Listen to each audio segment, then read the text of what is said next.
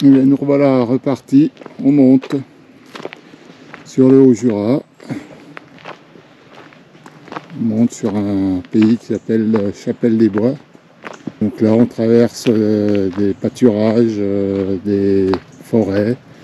Voilà, comme c'est un mixte de pâturage, de prébois et un peu de forêt, on ne peut pas dire qu'il y ait une sylviculture appropriée, bien définie. Mais on a toujours la majorité de l'épicéa maintenant. Plus on va monter, plus on aura de l'épicéa. Le sapin va commencer à se faire rare à ces altitudes. On retrouvera du hêtre, bien sûr.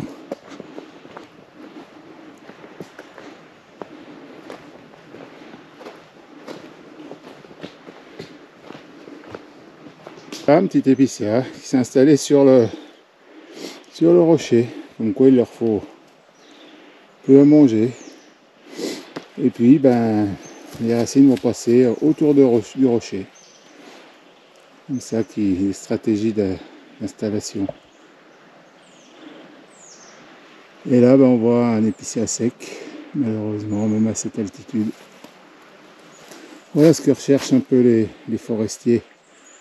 Là il y a une ouverture. Et là, ils appellent ça un cône de régénération. Il y a un groupe de semis d'épicéa. Il y en a toujours qui vont plus vite que les autres. Et donc ça se forme une sorte de cône qui monte, qui file chercher la lumière. Et les forestiers, ben, au fur et à mesure qu'ils grimpent, ben, ils vont prélever quelques arbres autour qu'ils estiment prêts à enlever. Et le groupe d'épicéa, de jeunes épicéas, va continuer à monter.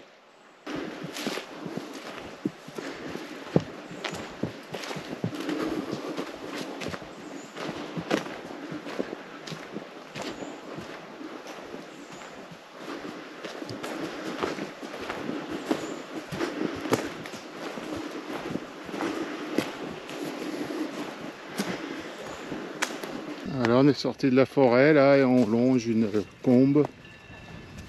C'est la combe des cives.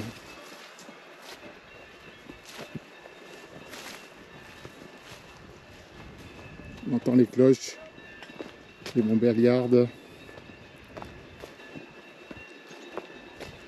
les vaches montbéliardes. Là on est dans le pays du comté aussi.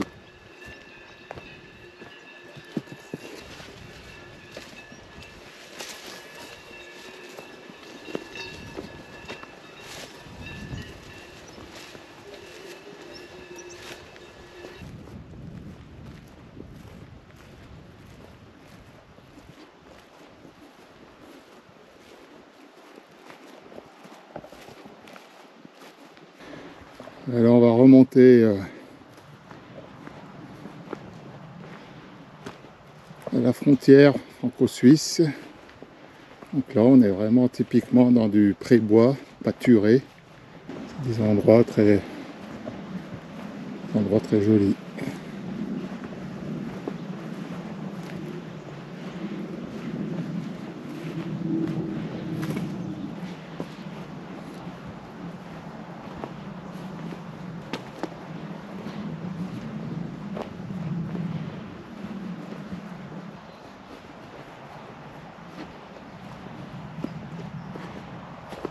Oh, voilà, on rentre dans la futaie jardinée, là, vraiment de haute altitude.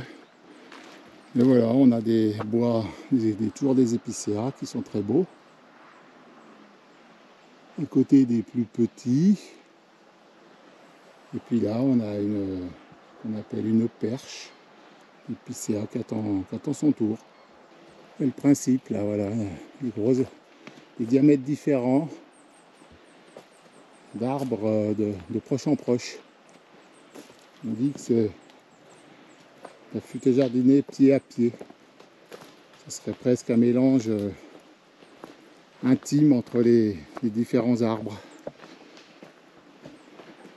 C'est pas toujours évident, c'est souvent la futaie jardinée par bouquet, par parquet, voilà.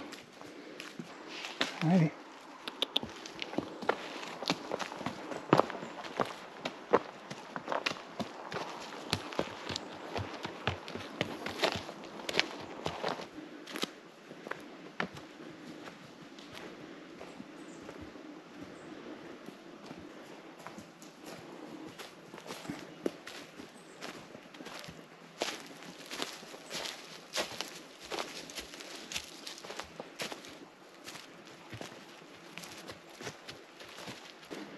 Voilà, on suit un chemin qui est en limite de la forêt, certainement communal là, je sais pas quel village.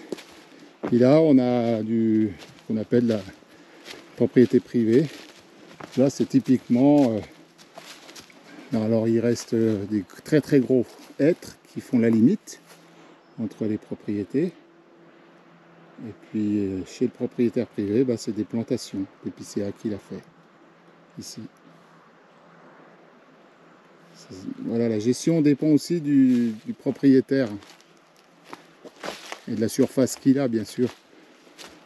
S'il a 2 hectares, 3 hectares, il ne va pas faire de la futaie jardinée, c'est pas possible.